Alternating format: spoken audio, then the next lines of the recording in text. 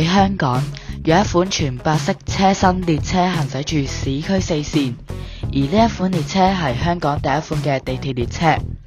如今已經行駛咗46個年頭，依家慢慢咁樣被一款全新嘅列車全面取代市區線93部同型號列車。而呢一條影片就會介紹佢嘅歷史、車型特色同埋車廂內部嘅設施。歡迎返嚟我嘅頻道。今日我介紹嘅列車係 M Train， 未來亦都會介紹唔同嘅港鐵列車。同時呢一段影片亦都會成為本人頻道嘅3週年紀念片。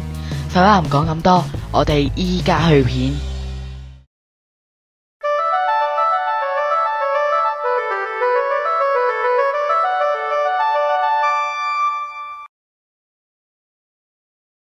呢款列車全名叫做港鐵現代化列車，又稱改良版第一代載客列車。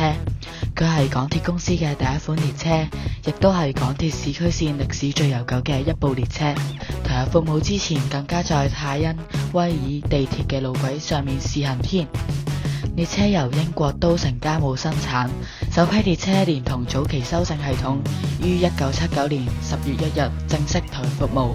當時嘅列車以4卡為一列車，呢一部列車擺咗35列列車，而呢一批列車我哋就稱為佢係第一代 M Train， 亦都係 CN Stock。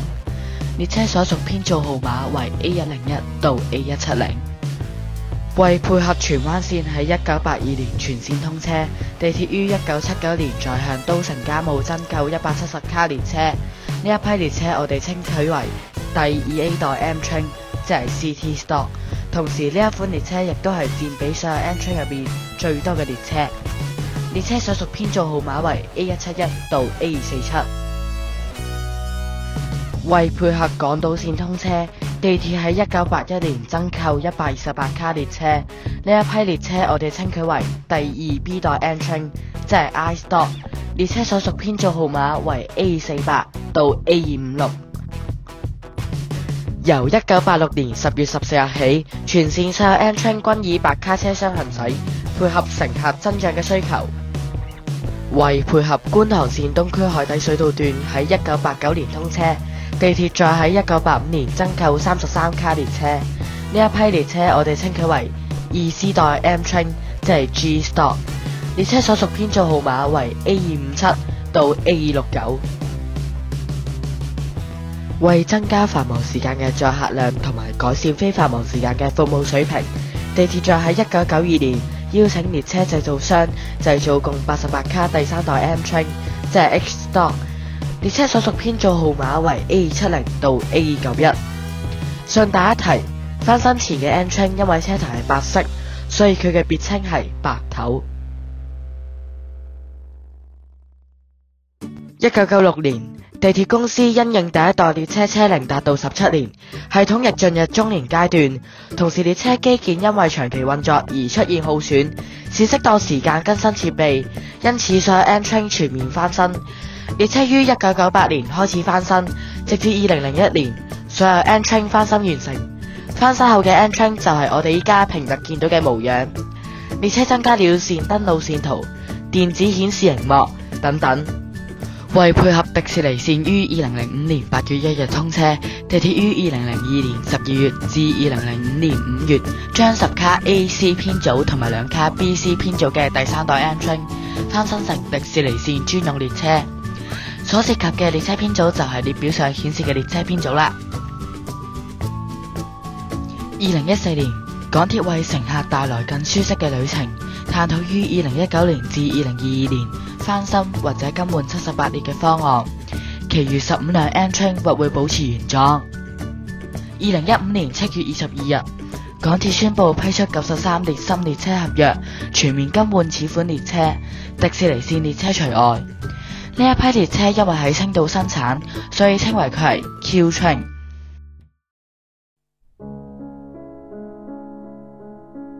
原定喺2019年投入服務嘅 Q Train， 因為喺3月18日嘅凌晨，列車 A187、A112 同埋列車 A131、A218 喺中環站相撞。是次事故係港鐵通車以嚟第一宗相撞事件。相關涉事列車已經重組為 A131、A112 同埋 A187、A218， 列車 A131、A112 已經喺事後報廢。喺22年嘅9月11日，首列非因意外或被破壞而退役嘅列車 A167、A168 駛往小蠔灣車廠，標誌住本型號列車嘅退役潮正式開始，預計會喺2028、2029左右會全面退役。鐵路迷係時候要把握機會去拍攝啦。2024年1月15日，隨住 Q Train 陸續喺觀塘線上投入服務，觀塘線上面嘅 C Train 同埋 Q Train 已經足夠應付恆常載客任務，於是 M Train 退出觀塘線嘅恆常載客服務。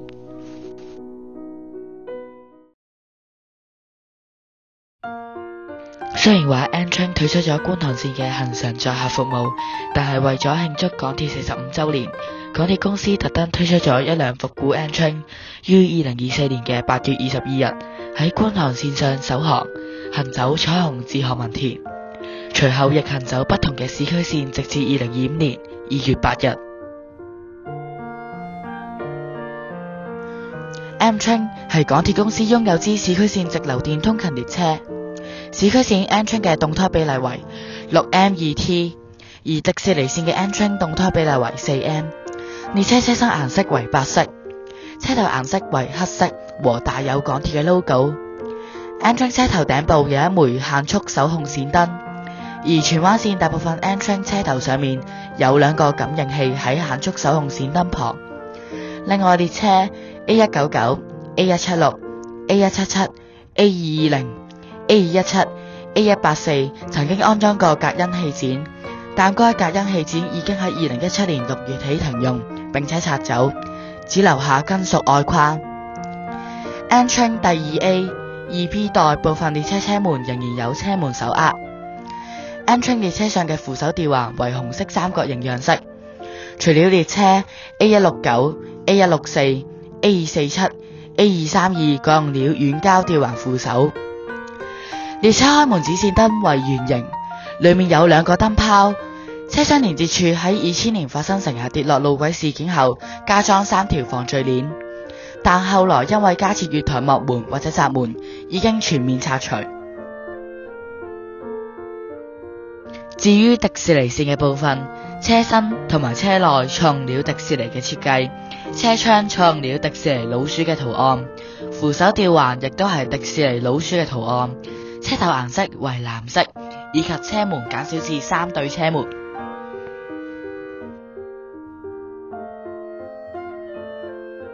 閃燈圖同埋列車車廂資訊熒幕係 M Train 翻新之後先至加設嘅。我哋先講閃燈圖。列車前往下一站嘅時候，下一車站嘅指示燈會閃爍。到達車站時，所屬車站嘅指示燈會亮起，隨後方向指示標誌會閃爍。到達轉乘車站時，若果所屬車站係轉乘市區4線同埋東涌線，閃燈圖除咗會閃爍下一車站嘅指示燈之外，所轉乘線路嘅路段同埋線路亦都會閃爍。列車車廂資訊熒幕除咗會顯示下一站、轉乘線路、車務資訊、日期、時間外，亦都會播放一啲新聞資訊同埋特別車務狀況。車頭上有兩個顯示器，位於車頭左邊嘅顯示屏喺翻新前以布牌顯示目的地。列車翻新後，列車改用電子顯示器，該顯示器會以橙色顯示中文，紅色顯示英文。位於車頭右手邊嘅顯示屏則係顯示車序。我哋先講市區線 M Train。M Train 列車車廂內部主要以可容納6位乘客嘅一字型座位，平均鋪設喺列車內部。第一卡第二對車門至第三對車門設有半座位，其餘中間卡則會平均每卡設立一個多用途空間。荃灣線大部分 M Train 第一卡車頭有一個新信號設備櫃喺駕駛室門旁。至於迪士尼線 M Train， 列車座位以非字形鋪設座位，第二對車門旁有多用途空間，座位與座位之間有唔同嘅迪士尼雕像。駕駛室門能夠睇到駕駛室內部。所有 N-Train 均採用了外掛式車門，但每一代 N-Train 都有不同嘅關門方法。市區線 N-Train 車門運作嘅方法係氣動式，而迪士尼線嘅 N-Train 車門運作方式為電動式。我哋先講第一代 N-Train。第一代 N-Train 車門嘅黑色膠條比較粗，列車開門同埋關門嘅回彈音比較響。列車開門時，車門會稍為回彈一下才會完全開啟。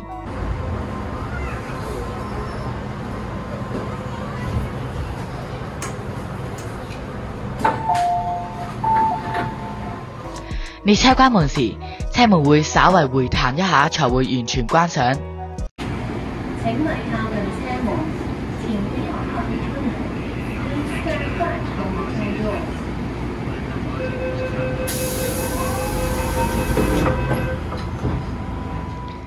第二 A 代 N-Train 車門嘅黑色膠條比較細，開門時車門會發出嘭一聲去解鎖車門，車門會稍為回彈一下才會完全開啟。列車關門時，車門會稍為回彈一下才會完全關上。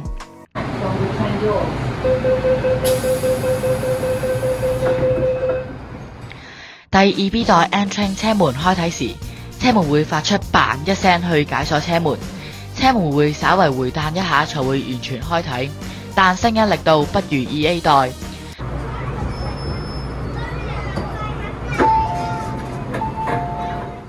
列車關門時，車門會稍為回彈一下才會完全關上。不要靠近車門。Please stand back from the train doors.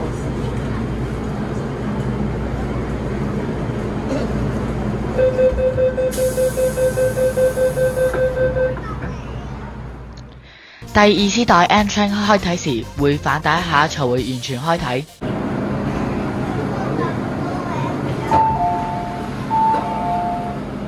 車門關上時回彈嘅勢力較大，但聲音較少。請勿靠近車門，前不要靠近車門。Please stand back from the train doors.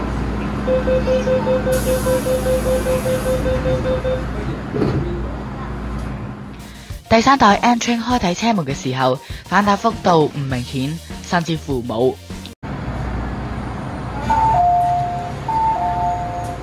請勿靠近車門。關閉車門嘅時候，車門會稍作停頓一小下才會關上。前不要靠近車門。Please stand back from the train doors.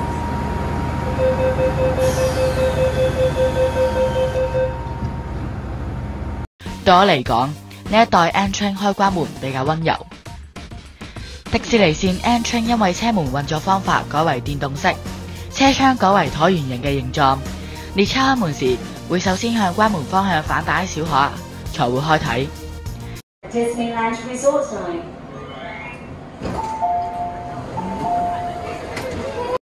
列車關門時會停留一小下，才會完全關上。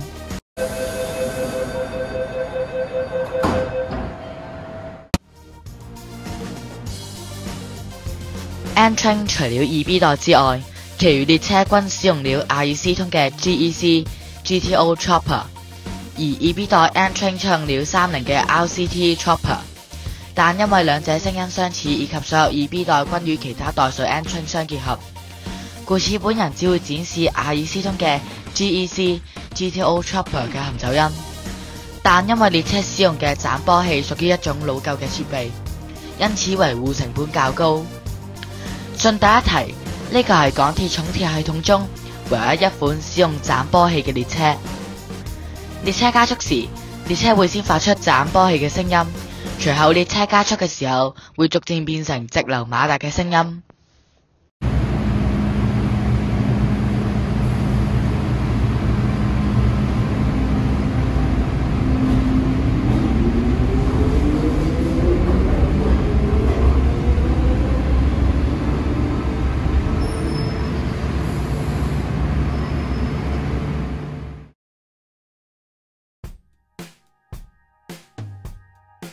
第一代 N-Train 駕駛室門與第一對車門之間設有散熱裝置，所有 M train 嘅車隊編號並沒有按順序排列，所以如果大家想記住所有 M train 嘅列車編號，只能靠死背。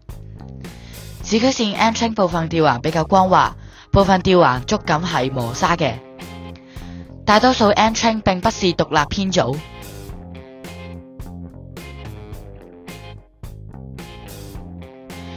第一代及2A 代列車服務至今已有超過40年車齡，第2 B 代及2 C 代列車也分別有至少33至37年車齡。列車整體使用年限為50年。雖然列車曾經翻新過而令佢延長壽命約10至15年，但列車老化嘅問題亦都越嚟越嚴重，例如行車噪音加劇等等。由於呢一個型號列車設計係以當時同期嘅倫敦地鐵同埋泰因威爾地鐵嘅列車作為藍本，喺設計嘅時候已經考慮香港氣候環境而增加咗空調設備，但其功率有限，因此需要喺車門同埋車身之間留有一啲空隙作通風用途。但因為上述問題，呢啲空隙會傳入列車行駛時嘅噪音進入車廂內，可見列車嘅隔音措施嚴重不足。由於 M train 車輛年齡偏高，翻新列車嘅成本效益不如購買新列車高，因此港鐵公司慢慢以中國中車製造嘅 Q train 去取代此型號列車。預計此型號列車會在2028年至2029年全面退役。喺影片完結之前，我會喺呢度顯示出唔同代數嘅型號列表。